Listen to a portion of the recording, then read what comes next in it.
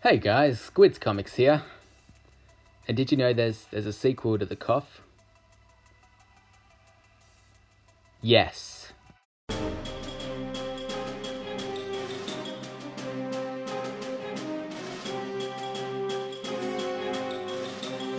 So there I was, having a great day, when I received a notification from YouTube informing me that I had a new comment. Excited, I read the comment and felt the joy physically drain from my body. For now I knew there was a sequel to The Cough. Now, The Cough being the most bearable of the stories I've tortured myself with, I went into it with an open mind.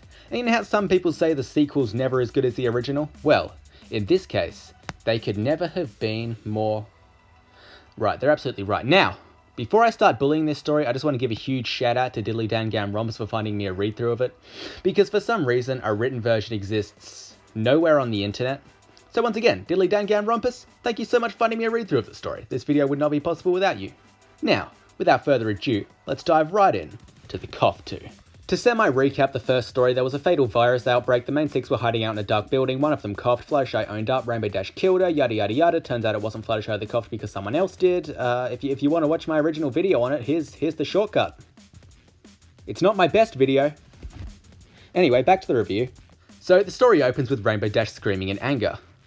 Well, I guess they just couldn't wait to get into all that excitement. Anyway, the story rolls on assuming that anyone who's reading this has read the original and knows exactly what's going on. Anyway, they all deny responsibility for the cough and blame each other, just like real friends. And oh, I forgot to mention that shipping's a big deal in this story because, I don't know, I really want to see those horses hook up.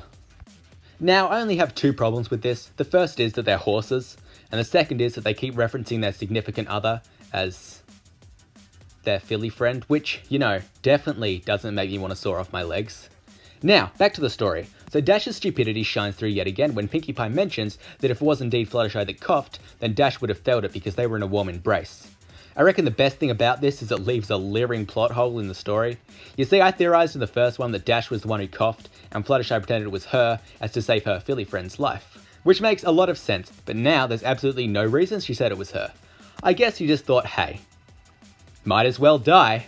Anyway, Dash yells shit, which was pretty funny. And then Applejack, the element of honesty, owns up and basically says she was being dishonest. And that she did it. Oh, and her and Rarity are dating. Anyway, they then proceed to argue over who gets to kill Applejack, and we get this amazing paragraph. Wait. Got my best Rarity voice on. Who's going to? Rarity stuttered, not taking her eyes off her mare. Pinkie then decides that she should do it, because they're related maybe. And then we get another fantastic line. Wait, Rarity said as she jumped up and gave her mare a hug, knowing she couldn't kiss her at fear of getting the deadly cough. Jesus Christ. Pinkie then proceeds to break Applejack's neck, because apparently she's really strong.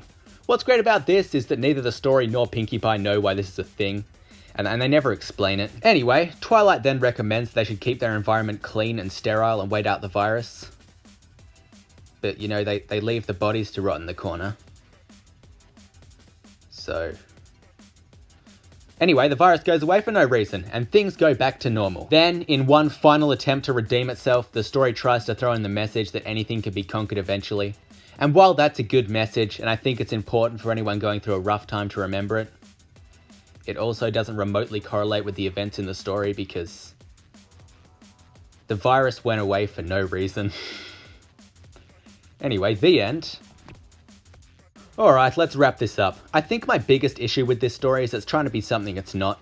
The first one was trying to be creepy and mysterious with a mildly depressing undertone. This one was just trying to be a straight up tragedy, and while that works in a lot of stories, you shouldn't try and force it into something that was clearly never meant to be that. So I'll be putting this particular story below The Cough, but above Trixie's Funhouse. I hate this story. I hate it so much. Hey guys, thank you so much for watching. Please ignore the fact that I haven't posted in over a month. I'm trying to post more often. I really am. I've also recently had a bunch of new ideas to diversify my channel a bit, so look forward to those as well. Don't worry, the reviews aren't going anywhere. I may post an update video on all that soon, but I don't know, does anyone really care about update videos? Either way, thank you so much for watching. As always, links to everything will be in the description below. And you know how last time I said you had a choice about going and checking out that animation? Well, no, not this time. If you don't watch this animation, you're just missing out. Unless you're like really young. What age demographic is my stuff anyway? I have no idea. Anyway, I'll see you next time. Like and subscribe. Sayonara.